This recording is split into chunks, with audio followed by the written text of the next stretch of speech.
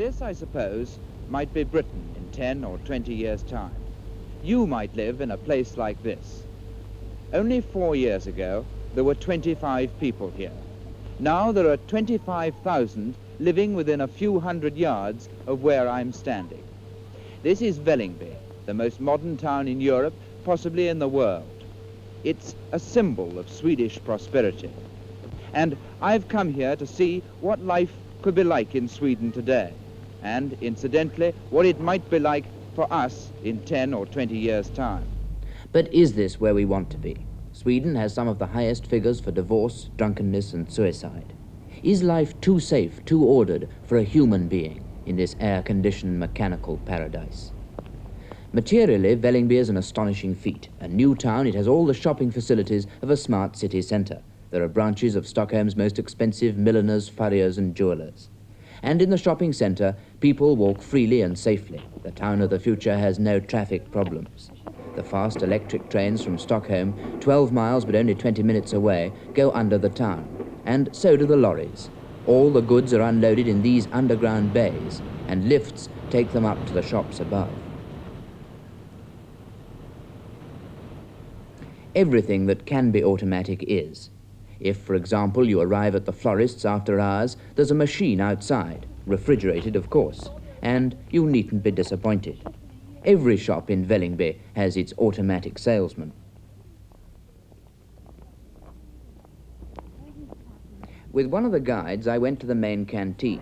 Each dish on the menu has a colour by it. You place your order by dropping in a marble of the corresponding colour. Behind the glass are the kitchens and the waitresses. They can see you, but you can't see them. And at the other end of the production belt, the dish you wanted comes out.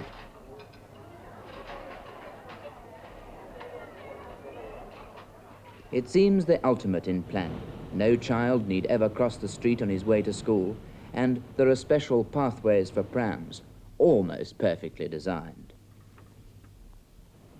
All the apartment buildings have a playground so situated that mothers can watch their children from every flat. The statue, by the way, is called Mother and Child. I understand it was extremely expensive. This is more than a block of flats. It's a family hotel with its own day nursery, another experiment in communal living. Each family has its own rooms, but must eat a certain number of meals in the communal restaurant. The doctors of Vällingby live and practice in this one block. They're specialists who divide the work between them, an efficient, impersonal system which does away with the family doctor as we know him. In Sweden's brave new world, problems of security are virtually solved. But I met Mr. Kjellgren, economic expert of the Swedish Trades Union Congress, who's working on one of the few remaining projects, a vast new pension scheme. We think that we must have such a pension rate as the civilian servants in the state and also white-collar workers have. That means about 65% of their income during their lifetime. And up to what income during your life? We think we will finish at 2,000 a year. I see. So if during your life you would average £2,000 a year, you could then get from the state a pension of about £1,300. Yes. That's terrific, isn't it? But I will not say from the state. I will say from the production. Yes, I see. From themselves, because yes. Both the employers and themselves have to pay the pension. Have to contribute. Now that you have achieved so much in the way of social security, what are your next objectives? What are you after now? Well, I think the society will never be so good as we want. But No. of course, there are always personal difficulties in society. I will take an example. A doctor made a research work at a very great factory in the middle of Sweden.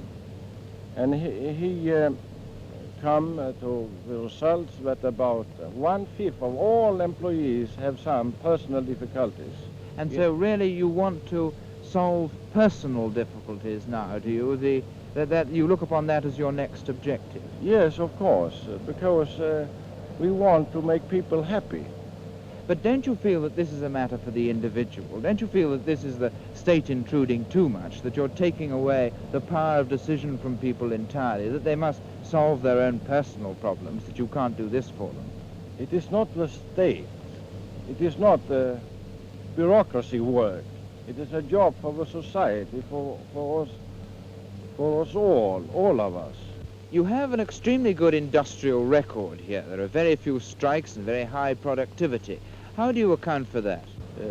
We have agreements running for a period, mostly 1 year, and when agreement is running, the workers have not the right to strike. So a year after an agreement is signed, it is illegal to strike, is it? It is illegal during the time when agreement is running, yes. What do you think of Vällingby? Oh, I think it is too much of stone, too little of spirit. But perhaps it will come in the future.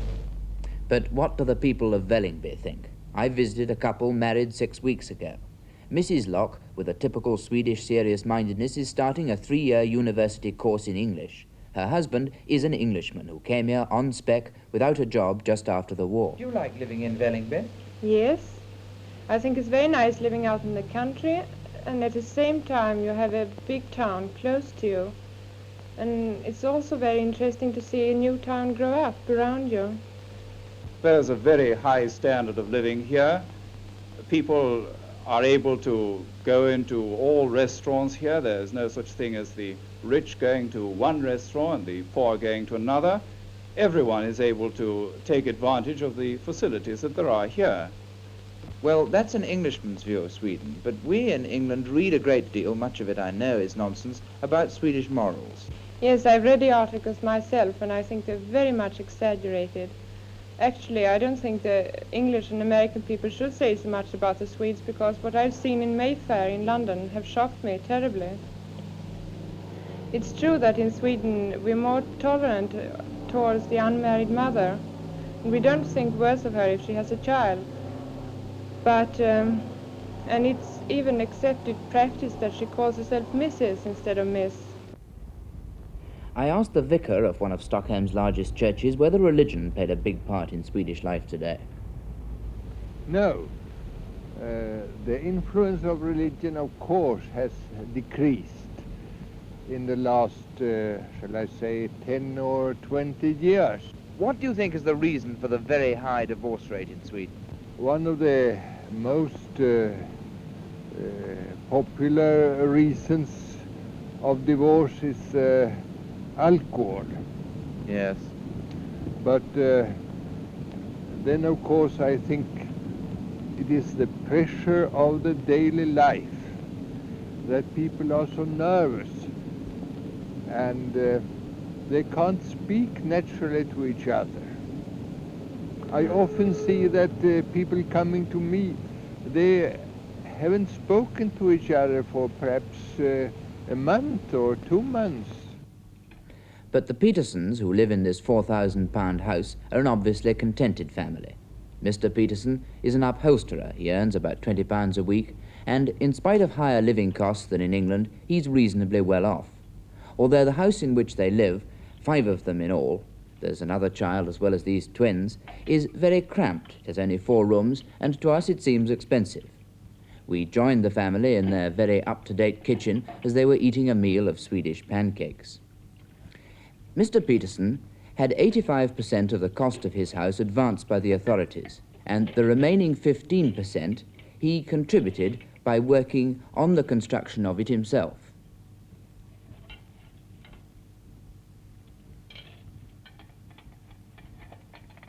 Like most Swedish towns, Vällingby has its own beach. After the dark, cold winter, the Swede spends his summer leisure almost entirely out of doors. The state will actually pay for a family holiday for any who can't afford it. Having avoided 2 world wars, Sweden has the highest standard of living in Europe. But leisure is almost a problem. There is actually a word for it, fritidsproblem, the free time problem. And one of the ills that it gives rise to is the leather jacket boys, the teddy boys of Sweden. Advanced education is open to anyone who can pass the exams, but many boys from workers' families prefer to get a job straight away, as the professional man doesn't earn much more than the skilled worker. Now, this is Professor Heckscher, who is the head of the Swedish Institute.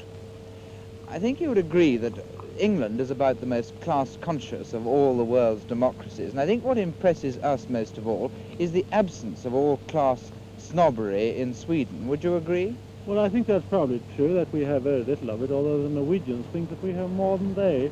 And that has far-reaching effects, obviously. It has far-reaching effects. I think on the whole they are positive, but there is a certain lack of drama in our social life. Are you thinking of politics? I'm thinking of politics, yes, that the disagreements are there, but people don't take them quite so serious as they do elsewhere. And you've had the same government in for 25 years. We've had the same government in for 25 years, more or less, yes, although not entirely the same. We had a national government during the war. How is it that without any war yourself and with ample materials and so on, you still have this appalling housing shortage? This seems to me extraordinary. Well, I think the housing shortage is largely a consequence of the rising standard of living, because so many more people now can afford good dwellings. And whatever you do about the housing question, the increase in demand is there. It's also made stronger by the fact that housing is still subsidized. One last question. What do you think of the new town at Vällingby? Well, personally, I would hate to live there. It looks to me like a living machine. And the original idea has got lost. That was that they would have the industries out there too, so that people would lead their entire life in the city. Now they're moving from a factory where they're working to another factory where they're living. And I don't think that is exactly what you'd like to get out of life. What do the younger people of Sweden expect to get out of life? Those who were born to all this, who've never known poverty or insecurity. Are they satisfied? Smug even? Well, actually, it's not an advantage to have gone through a private school here in Sweden. On the contrary, people are more inclined to think that you're not clever enough to go through a state school. The taxes are very high here, so it's difficult to earn money. So many young engineers, like myself, go abroad to earn more money. I, for one, think that all this talking about the welfare state stifling private initiative and private enterprise is pure balderdash.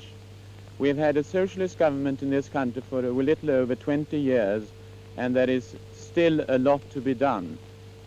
Well, in Sweden, there are not so many social differences now.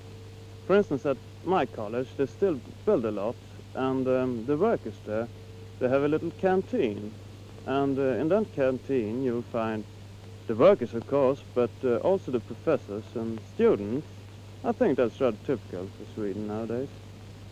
There's been too much talk about Swedish morals. I think that our freedom in many respects is something to be very proud of. It has many good sides, but that, of course, is not so interesting to the sensational press.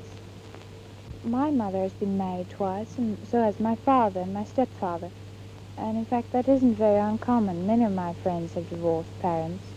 I think it may be because life is so easy to live and people become restless of it, and also because divorce is so much easier to get here than in other countries. We do have a lot of suicides. I think it's because of the lack of aim and purpose. Most of the suicides take part in the springtime, and I think that's because we have had a long and hard winter. We're very conscious here in Sweden about our welfare and high social standard, and sometimes people compare the world to a sinking ship, and Sweden is one of the little cabins, and the person in that little cabin is painting it and redecorating it and fussing about, and doesn't notice that the ship is sinking.